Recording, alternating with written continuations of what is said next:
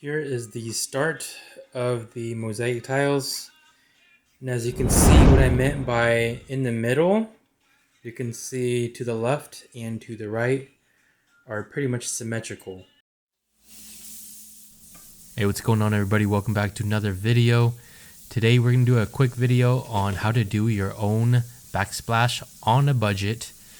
If you haven't already, check the top corner of when we demolished the countertop and the 6-inch backsplash. If you have a 6-inch backsplash similar to ours that we demoed, you will undoubtedly have holes or create holes into the wall. And so this is my attempt to repair this hole. And just as a little background, this video is not a full thorough DIY video. It's more or less to give you an overview of how you can do this yourself for cheap.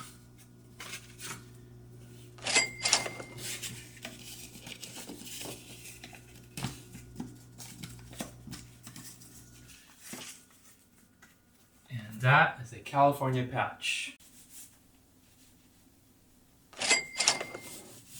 We used a can of Zinsser guards to seal any sort of imperfections on the wall. If we had to do it all over again, you do not need a whole gallon, just by the quart size and you're fine.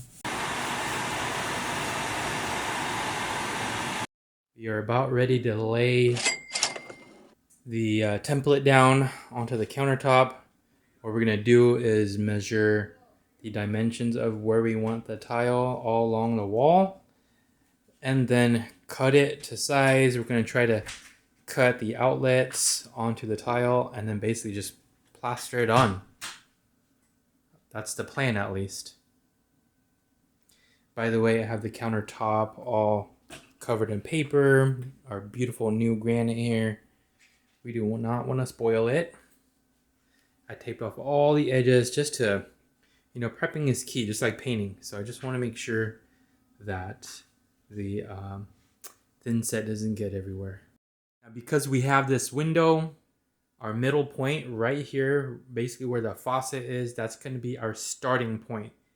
The reason why is because we have a little bit here and a little bit there on the sides. That's going to be equal. You want them to look equal. To the untrained eye, they're not going to see it. But to someone who's really looking at details, they're going to see that these tiles are going to look symmetric to these tiles. Initially, I thought about starting way over here or way in the corner. But if you do that, the tiles in the middle here are not going to look symmetrical. But if you have something like this, or if you have like an oven or something, that's where you should be starting. Here is the start of the mosaic tiles.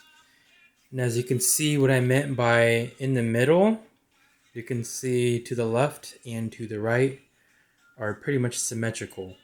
So that when you cut your tiles up here, they're going to look the same as this over here.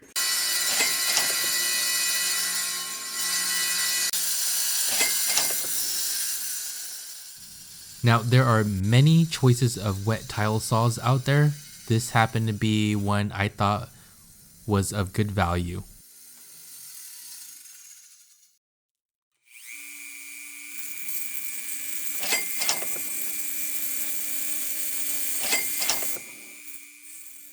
The Dremel tool is something that I thought was absolutely necessary to get the small cuts.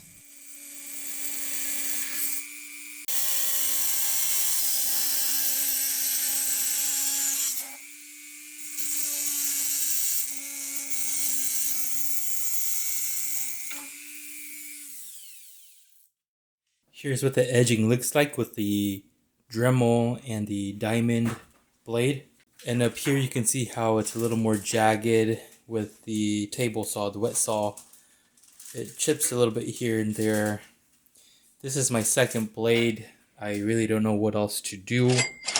But I did buy a diamond filer here, and we're just going to file the edges and I'll show you the results. Here is the result of the edge. I'm pretty happy with that. Plus it's going to be under the cupboard, so we're not going to really see it under there.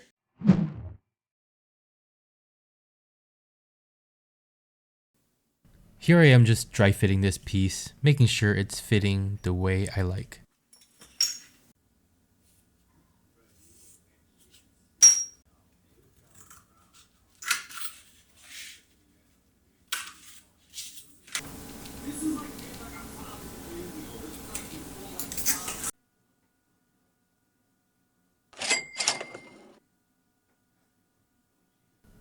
In my opinion, this laser leveling tool is very much needed, especially for this herringbone design. You can check for both vertical and horizontal lines to make sure you are square. And you can find the link to the laser leveler in the description below. Alright, here we go with the first application of the grout.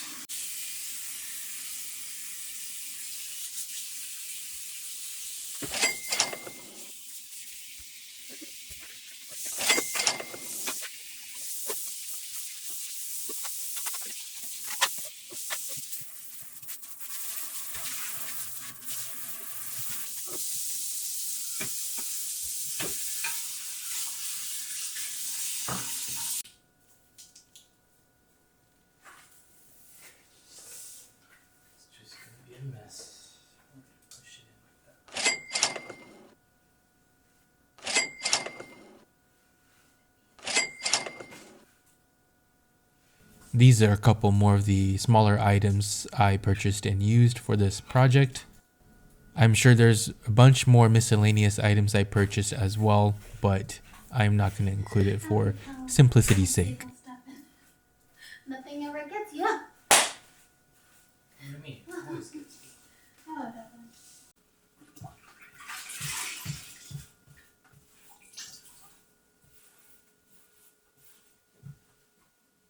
So again, the purpose of this video is I'm not going to do a full DIY on how to do things.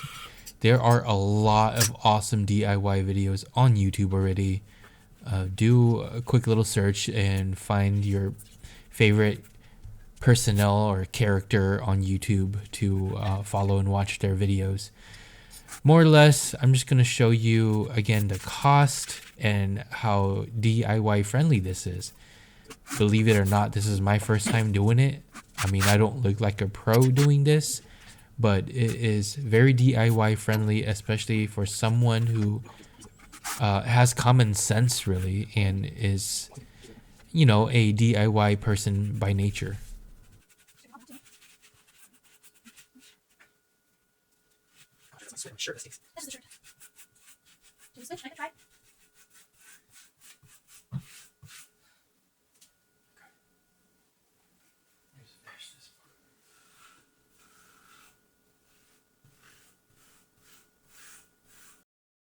So here is a full breakdown on the costs. I got one estimate from a contractor for $1,800. I DIY'd it for about $800. So in my case, I was able to save $943. So in summary, learn on YouTube University how to DIY this yourself and save a lot of money. Thanks for watching.